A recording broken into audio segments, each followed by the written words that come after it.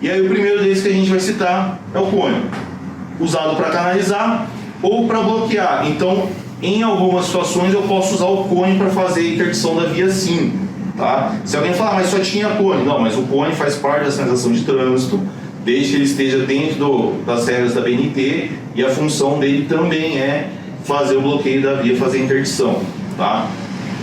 Também pode ser usado em serviço de maior duração, porém, se ele for ficar muito tempo na via, monitoramento constante para que a gente não tenha problema com relação à queda de cone, deslocamento dele do posicionamento, furto, tá?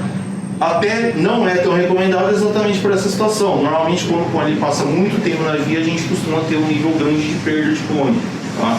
Então, se eu estou no local, só tenho cone na viatura, o pessoal do Cronos, eu estou aqui com a viatura, eu preciso fazer a interdição da via, eu vou ter que esperar o sobreaviso chegar para interditar? Não.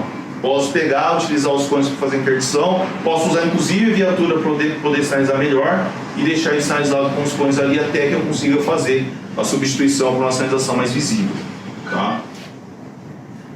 Bom, quando eu for posicionar o cone, existe uma medida mais ou menos padronizada para eles. Quando ele for no sentido longitudinal, então naquela situação da canalização, para via com menos de 40 km por hora, vias locais, eu uso 3 metros de distância entre eles, até para evitar que o veículo adentre no meio dos cones. Entre 40 e 60, 8 metros, de 60 a 100, os 10 metros. Então, vale de novo aquela regra das faixas.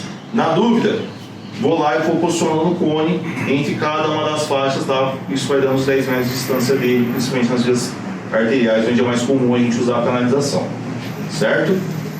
Quando eu for fazer o bloqueio transversal, for fazer a interdição, como eu disse, a gente pode usar ele, só que a distância é importante, de 1 a 2 metros de distância, tá? Não adianta também eu pegar, colocar 2 cones no meio da via e falar, não, a via está interditada, tá? Então, se ele for fazer, tentar minimizar o máximo o espaçamento deles, para que não tenha a calha vai estourar, tinha um espacinho ali para passar. Cilindro de canalização, tambor é o que a gente chama de bomba, tá? Então, normal, ele tem as denominações dele também. O objetivo dele é a questão da visibilidade. Ele deve ser oco para a questão do transporte, reservatório para dar lastro na base dele para deixar ele mais pesado, tanto para canalização quanto para bloqueio de tráfego, tá? E aí, normalmente ele vai ser utilizado principalmente onde o trânsito é mais rápido, tá? Exatamente por conta da visibilidade dele ser muito maior do que um cone na via. A distância deles, quando posicionados ao longo da canalização de modo longitudinal, ele vai seguir mais ou menos o mesmo padrão, tá? Entre 5, 8, entre 8 e 10 que é o que a gente vai normalmente utilizar, certo? Em bloqueio transversal, ele aproxima um pouco mais os tambores, sendo de 1 a 1,5, certo? No entanto, não é muito recomendada a utilização de tambor, porém vai cair naquela situação. Quando a gente pegar e estiver no local, muitas vezes a gente vai utilizar a sinalização disponível. E aí tem um ponto importante que a gente estava comentando na hora de fazer o material. Eu estou só com a sinalização disponível para fazer uma interdição emergencial. Posicionei a sinalização da via e essa sinalização não está posicionada da maneira correta. Foi com distância menor, foi sinalização insuficiente com relação ao que deveria ser colocado. Eu vou deixar de sinalizar? Não.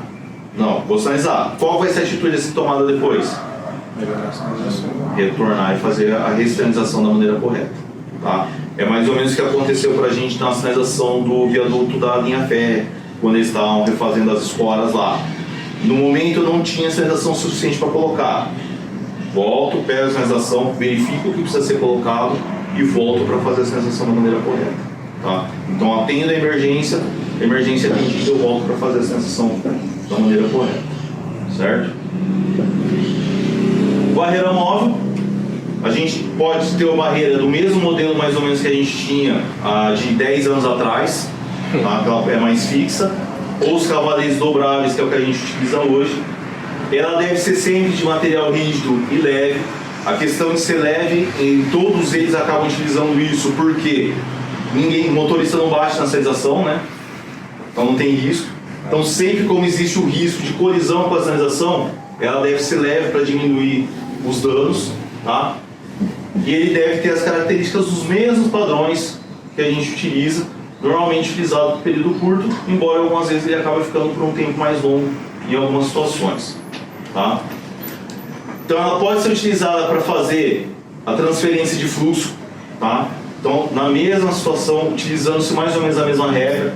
Então, quando a gente utilizar a barreira móvel, é de 10 a 20 metros. Então, o ideal é 10 metros de distância entre um e outro. Vai seguir as mesmas regras que a gente tem quando for pegar e posicionar os cones. Tá? E quando for fazer interdição de via, a regra segue as mesmas cones, de 1 a 2 metros entre elas. Tá? Então, a gente, seguindo isso, a gente vai começar a utilizar mais cavalete. Vai dar mais trabalho, que a gente vai ter que começar a fazer mais viagens. Só que a gente vai ter que chegar no ideal desse, que é de 1 a 2 metros de distância, para a gente tentar fazer. Até pelo seguinte, a gente vai ver mais para frente que a gente vai ter a fita zebrada e a gente não tem necessidade de ficar usando tanta fita zebrada dentro da nossa sinalização. Bom, barreira horizontal, as nossas barreiras que a gente tem utilizado com um pouco mais de frequência. Módulo oco vai permitir preenchimento com água para dar lastro.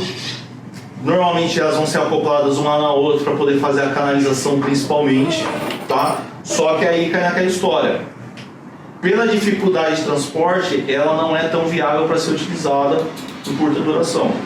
Só obras que vão demorar um pouco mais de tempo ou que realmente, muitas vezes, precisa que você realmente faça a interdição total sem deixar nenhum espaço, que é o que tem acontecido com as canaleiras. Já teve situações que a gente fez interdição e mesmo assim alguém passava pelo meio.